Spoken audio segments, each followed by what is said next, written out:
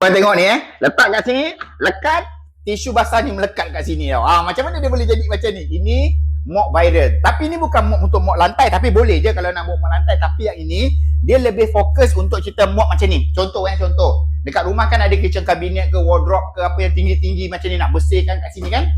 Kalau nak bersihkan kat sini, biasanya kan kita kena panjat pakai tangga lah, ambil kursi lah, nak lap cermin macam ni kan, nak kena panjat-panjat apa semua sekali kan. Lepas ni dah tak payah dah.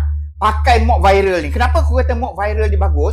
Okey, tengok betul-betul Bila korang beli, kakak. Bila kakak beli kakak akan dapat satu set macam ni. Apa lagi korang akan dapat? Ni. Ini dia punya tisu basah dia. Ni tisu basah dia. Okey. Yang ini tisu kering dia. Ni tisu kering dia. Okey. Tengok cara nak guna dia. Mudah saja. Okey, saya buka balik, saya buang tisu ni. Ini tisu basah. Lekatkan tisu basah ni dekat atas dia ni. Macam ni. Letakkan macam ni. Yang ini tekan. Kalau kita tekan, nanti dia akan tersepit tau tisu dia kat sini. So letak, tekan. Hap. Nampak? Dia dah melekat kat sini. So bila tisu ni basah, kita ambil kain, kita lap lah kat sini. Lap yang kotor-kotor ni, tak payah panjat-panjat. Kalaulah tisu dia ni habis, malas nak beli, boleh tak gunakan tisu lain?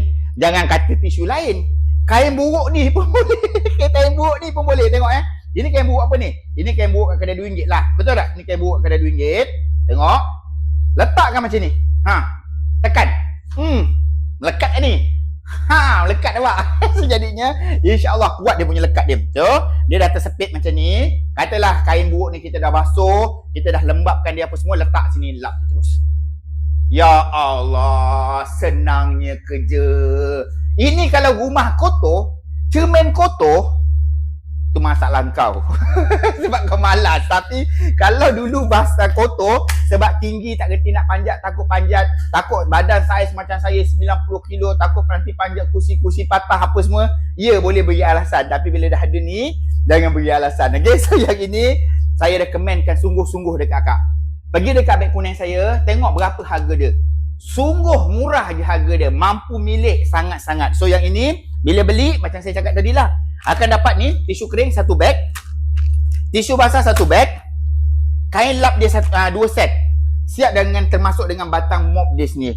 Pergi tengok dekat beg kuning, tengok harga dia berapa. Tak payah toleh kanan, tak payah toleh kiri, takut barang stok habis, ambil je terus. InsyaAllah sangat-sangat berbaloi mop viral ni. InsyaAllah. Pergi tengok kat beg kuning. Okay? Assalamualaikum.